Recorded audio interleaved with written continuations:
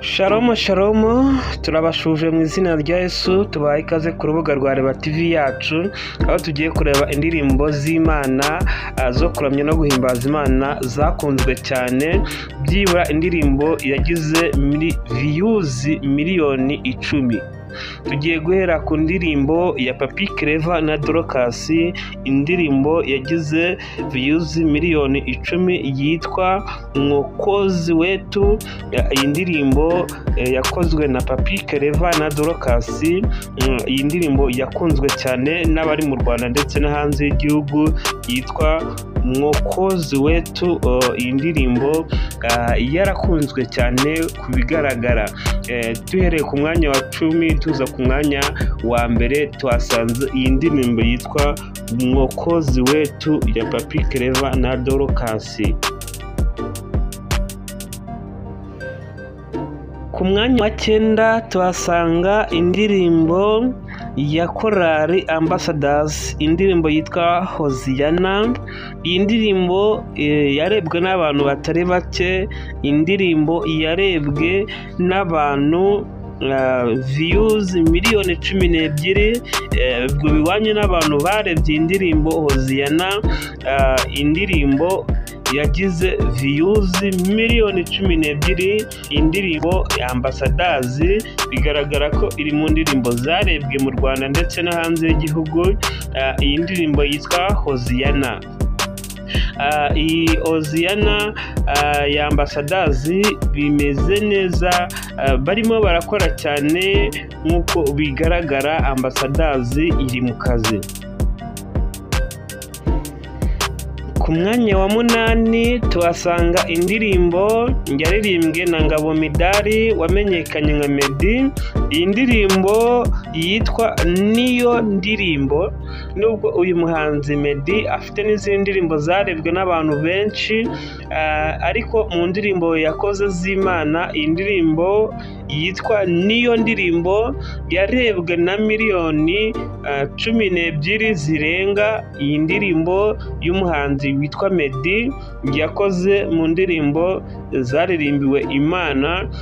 Iyi ndirimbo iza ku mwanya wa 8 mu ndirimbo zagize views nyinshi, views miliyoni 12. Iyi ndirimbo niyo imaze kugira iyi ndirimbo yitwa Niyo Ndirimbo ya Meddy.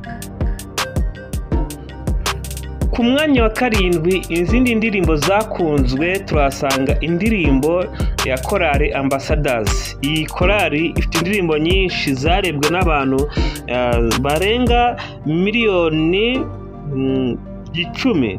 Tugiye ku mwanya wa 7 turasanga indirimbo ya Ambassadors yitwa Yatupasa Shukuru. Iyi ndirimbo Yatupasa Shukuru, iyi ndirimbo yarebwe n'abantu miliyoni 15, aricyo bita views miliyoni 15 zarebye indirimbo ya Ambassadors. Iyi korali yakoze indirimbo nyinshi kandi zakunzwe.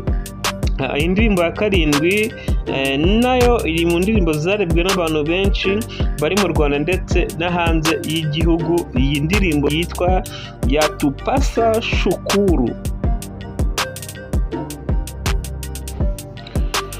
Ku mwanya wa 6 turasanga indirimbo ya Israel Mbonye cyangwa Mbonye Cyambu, indirimbo yitwa Malengo ya Mungu. Iyi ndirimbo yarebwe na miliyoni 18. Iyi ndirimbo iri mu bigaragara yarebwe n'abantu benshi, abari mu Rwanda ndetse n'abari hanze y'igihugu. Iyi ndirimbo yasubiyemo mu rurimi rw'Igiswahili. Iyi ndirimbo yararebwe cyane kurusha ko yari iri mu Kinyarwanda. Iyi ndirimbo yitwa Malengo ya Mungu. Indirimbo ya Israel Mbonye iri mu ndirimbo zimeze neza, yari iri mu Kinyarwanda ijya mu Giswahili. Iyi ndirimbo irebwa n'abantu miliyoni 18. Ku mwanya wa 5 turasanga nabwo indirimbo ya Israel Mbonyi. Biragaragara ko uyu muhanzi yasizemo akabaraga, afite amafaranga pe, niwe muhanzi waciye agahigo mu Rwanda mu ndirimbo zo kuramya no guhimbaza Imana. Afite indirimbo z'ikinyarwanda zishira no mu Giswahili, kandi koko byatumye izi ndirimbo zo zirebwa n'abantu benshi. Ku ndirimbo ya gatanu turasanga indirimbo ya Israel Mbonyi yitwa Sikiriza. Iyi ndirimbo Sikiriza yarebwe n'abantu miliyoni 22. Iyi ndirimbo bigaragara yararebwe cyane ukurikije uko bimeze. Uyu muhanzi Mbonyi Israel biragaragara ko ari mu bahanzi bashizemo imbaraga, nazindi imbaraga n'amafaranga, kandi koko bigaragara ko u Rwanda yazamuye idarapo ndetse no hanze y'igihugu no ku yindi migabane, kuko uyu munsi ari mu bahanzi bameze neza mu Rwanda. Ku mwanya wa kane indirimbo yarebwe n'abantu benshi ni indirimbo ya Israel Mbonyi. Iyi ndirimbo yarebwe na miliyoni 43 yitwa Niwe Kupata. Biragaragara ko uyu muhanzi Israel Mbonyi ari mu bahanzi bakoze indirimbo nyinshi kandi z'igiswahili ziranakundwa. Ireba nk'indirimbo Niwe Kupata yarebwe na miliyoni 43. Bigaragara ko uyu muhanzi yasizemo imbaraga, byabaye nk'akazi ka buri munsi kamutunze.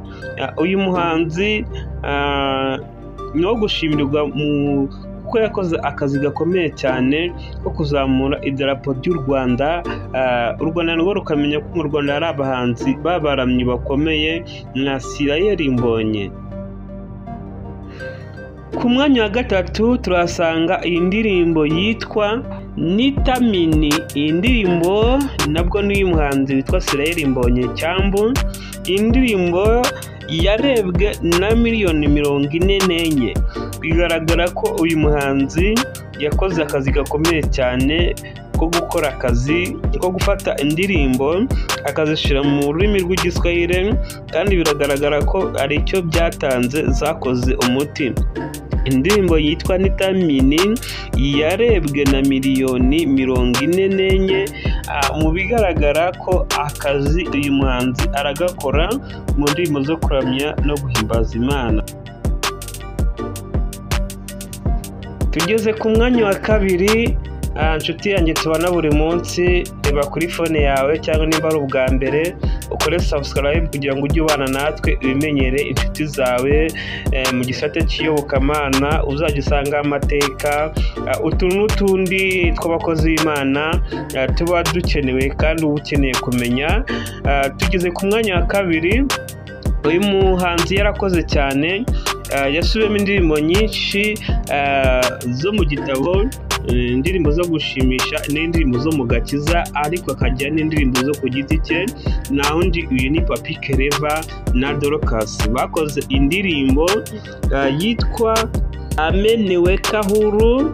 Iyi ndirimbo yarebwe na miliyoni 49. Iyi ndirimbo iri mu ndirimbo y'igiswahili yarebwe n'abantu benshi kuri channel ya Papi Keleva na Dorcas. Indirimbo yitwa Ameniweka Huru yarebwe n'abanyarwanda ndetse n'abari hanze y'igihugu bagera kuri miliyoni 49. Papi Keleva ari mu bantu nabo bakoze cyane bo gushimirwa, bakoze ibikorwa by'indashyikirwa, kuko niwe muntu waciye agahigo gukora indirimbo ikarebwa n'abantu bangana gute. Tugeze ku mwanya wa mbere. Ku mwanya wa mbere uyu mugabo yarakoze cyane. Uyu muntu afite ibikorwa bamwita umugabo.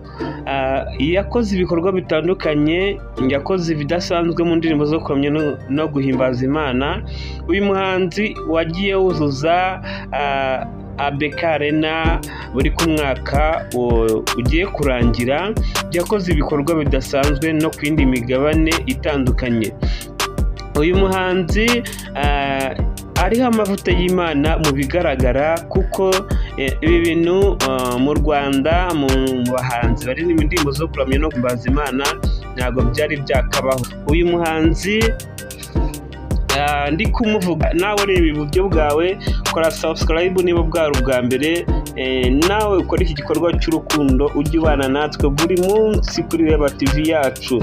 Umwanya wa mbere turasanga uyu muhanzi witwa Israel Mbonyicyambu, yakoze indirimbo yitwa Ni Nasiri, indirimbo y'igiswahili yarebwe na miliyoni 78. Uyu muhanzi abaciye agahigo mu Rwanda muri gospel wo kuba ari umuhanzi warebwe n'indirimbo nyinshi, afite indirimbo nyinshi zarebwe na miliyoni zirenga 10 mu Rwanda. Niwe muntu ufite indirimbo zarebwe n'abantu benshi, ushobora gusanga indirimbo zigera hafi mu ndirimbo 8-10 zarebwe n'abantu barenga miliyoni 5. Uyu muhanzi yakoze ibidasanzwe, Imana ikomeze imushyigikire kandi ikomeze imwagure. Nta wundi ni Israel Mbonyi. Mwari kumwe na Niyo Gushimwa Daniel, bakunda cyane, mukomeze mugire amahoro y'Imana.